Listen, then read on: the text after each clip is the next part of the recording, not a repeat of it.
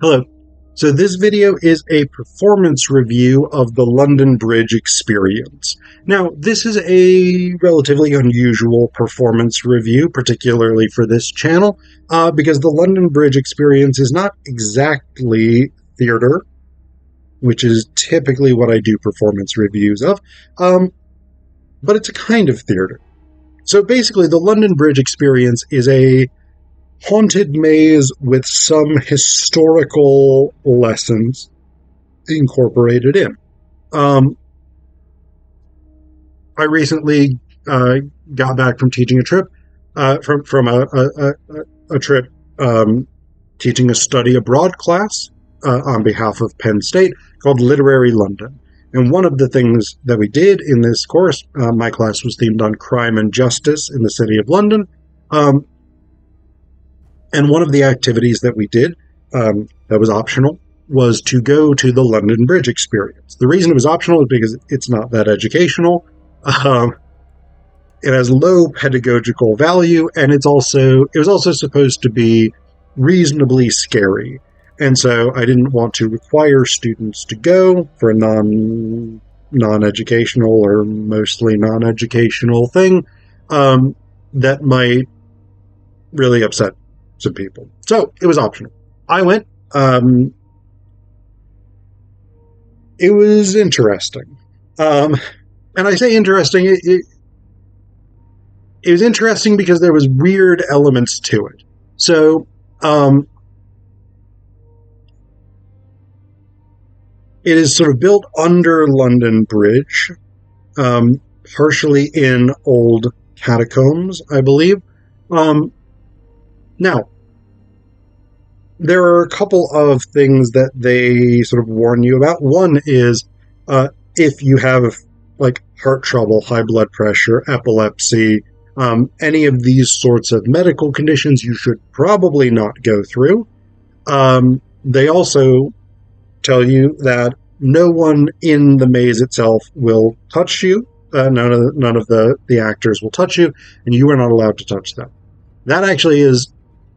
I bring that up for a particular reason, and I'll get to that. Hopefully, I'll remember to mention it.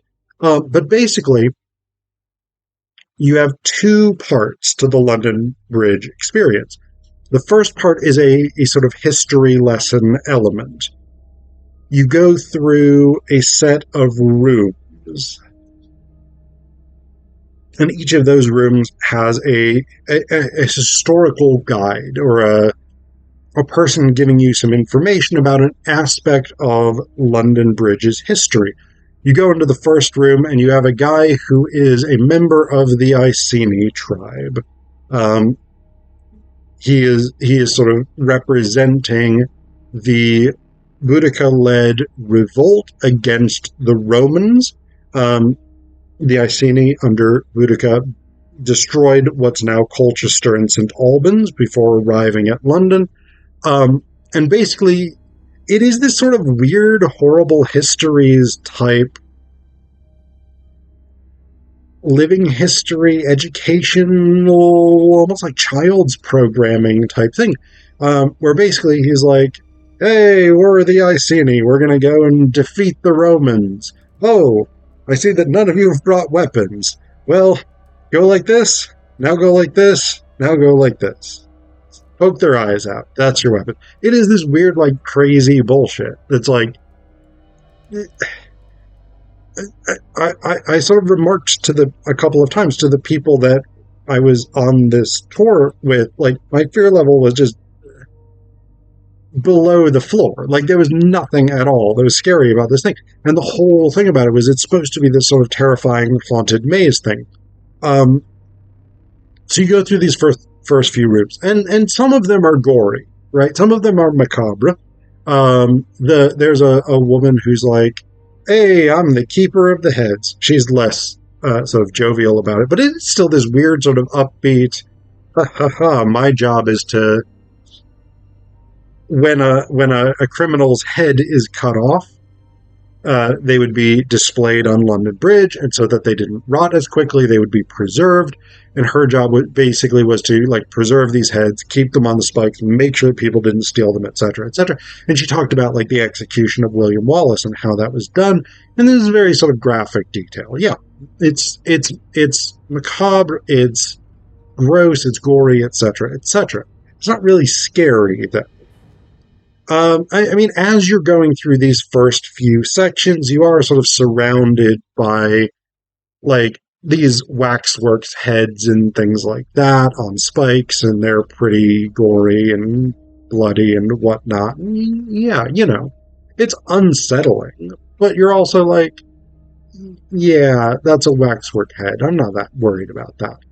I don't know. That was my response, at least. I guess theoretically someone could be scared by it, whatever it was. Um, so you get these different elements. And then finally, you get sort of the final choice. You can either go out the safe door, or you can go down into the catacombs, which is where the actual haunted maze portion starts. So the first section is this sort of very, very brief history of London Bridge, talked through in these. They do get more and more sort of unsettling as you go. I will admit that. Not scary, but more sort of like dark, and get the sense that you're sort of moving toward something much more unnerving. Then you go into the maze itself, and the maze is just insanity. I say maze. It's not really a maze in the sense that, like, there's one path you have to follow, but it does twist and turn at sharp angles and sort of zigzag back and forth and things like this. And it's dark for the most part. Some sections you have sort of moderate lighting so that you can see where you're going. Some sections it would just be really dark, and like you can't see the walls, you can't see the person in front of you, and they tell you to keep moving throughout the whole thing. So like you're supposed to continue walking forward, but there was one part where it was just dark, and I could not see the person in front of me, and I was concerned because I did not want to crash into that person. And so I just sort of stood until these sort of lights flashed, and I was like, oh, okay, I'm now by myself. That's not ideal. And so I went sort of around these couple of corners because the person in front of me had made it a decent ways. And so I was on my own. And that was actually a pretty unsettling moment. Like I give them credit for that random thing occurring to me. But you do go through as a group, and it was a reasonably large group. The other instructor of our group, Katie, she actually apparently went through first, which was a strategic mistake on her part because a lot of the stuff is like jump scare type stuff, right? Like you will be sort of walking along. The first one was just somebody like sort of creaking open this box and then slamming it shut. And you're like, ah, fuck. It's startling in the dark. So that happens. And yeah, if you're the first person, then you are the first person who experiences that. But you had other people who was like zombie coming out of a crevice to your side, or chainsaw murderer swinging chainsaw, whatever it is. Clown with an air puff rifle. It's not an air rifle, right? Because it didn't shoot pellets. It just shot puffs of air. But clown with an air puff rifle puffing air in your face, which that in itself doesn't sound that scary, but that one actually was sort of more awkward than it was scary as such. But yeah, these just like weird things, random bits and pieces and things like this, and like partially dismembered corpses hung up on hooks and things like this, and it's waxwork figures, obviously, and whatever it is. A lot of it was random, crazy nonsense. Like, here's a statue of a clown with a big, bloody sharp-toothed grin and all this crazy shit, and you're like, why is a clown here? But giant spider on the wall, whatever it is. There's a bit where a tube car, the underground subway trains in London, right, where one of those seems to come at you from out of the dark, and it's like, okay, yeah, that's unsettling if that's real, but like whatever. So Katie went first. She got all the jump scares. I feel like in the middle of the group is really the ideal place to be because like the jump scares are coming, but you also know there's people behind you, so you've got a little bit of like protection on both sides. I also made a strategic mistake because actually for most of this trip, I sort of walked at the back of our group to make sure people didn't sort of straggle, get lost, whatever it was. I went through the maze last, and that was dumb. And the reason that was dumb is because every actor who sort of jumped out and scared you and whatever it was, after the group of people got by, they would very slowly sort of walk after you. So if you were the last person in line and you were doing what I was doing, which was to look behind you, because I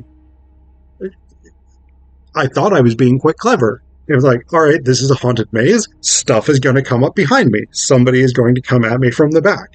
And so if I look behind me continually, I will see that. What I saw was the chainsaw serial killer, the guy with the sort of white mask with a bloody smile on it, the zombie, the hotel or the demented hospital orderly, whatever it was, sort of slowly following along behind us, often very sort of creepily bent over and like just like coming at. And it's in the dark, that's an unsettling thing. I accept that. I mean, they're good at what they do. That's their job. Yeah, props to them for that. The fact that they're not allowed to touch you actually does make it slightly better, but it is not pleasant. I wasn't terrified necessarily. Definitely my heart rate was up, my respiration increased, etc., etc. Yeah. So one of the things that they don't tell you is that you're not allowed to talk to them either, right? So like I figured, okay, I'm gonna have a little bit of fun with this. I'm gonna maybe like ease the tension for myself a little bit. So the first actor, who was the one who was like opening and then slamming the box closed, they did that, and I was like, "How you doing?" And they were like, "Keep moving," but in this, I don't know, very meaner, gruffer voice. Whatever the first person who was sort of full body standing there was, like, we came alongside that person, and I don't know, I said something to the effect of like, I don't know, "Hello, how you doing? How's it going?" And he was like, "Don't talk to me," but in this more sort of, this sort of more menacing, scary voice.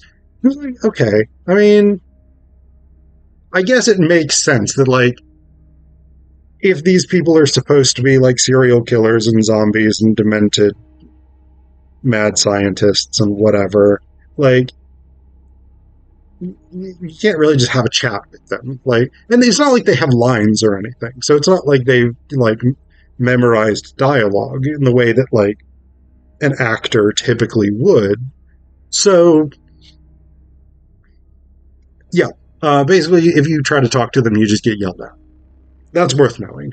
I feel like they should maybe mention that on the thing. But yeah, so it's unsettling. It's unsettling to be sort of followed by these people that are not actually serial killers or whatever it is, but nonetheless, they do a pretty good job acting in a terrifying way.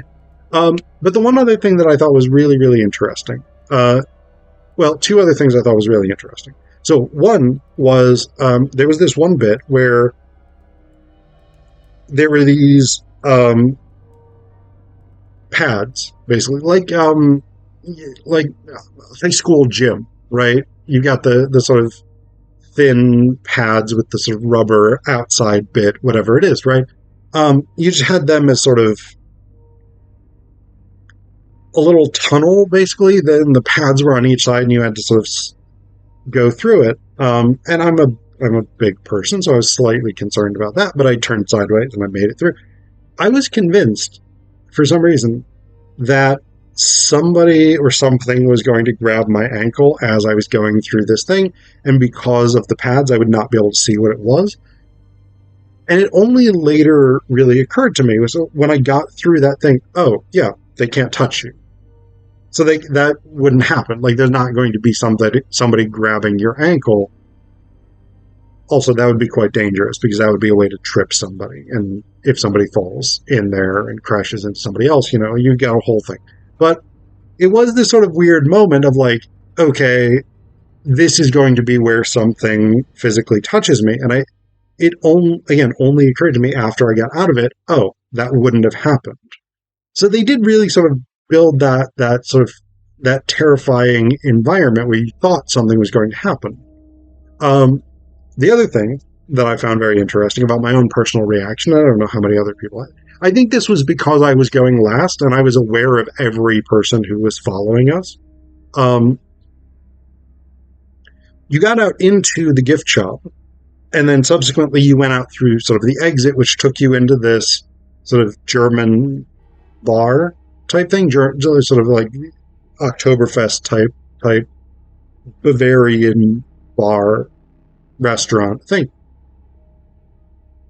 I continued looking behind me because I on some level I was like, this is probably not over, right? Like, if they were really clever and really dedicated to this, they would keep going. There would be like one last scare as you're getting out of the gift shop or something. Like, one last serial killer would like swoop at you or something like that. It didn't happen. I don't know. That would have been fun. Not fun, but it would have been clever, I guess.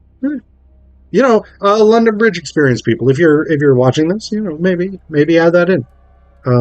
I'll take a royalties check.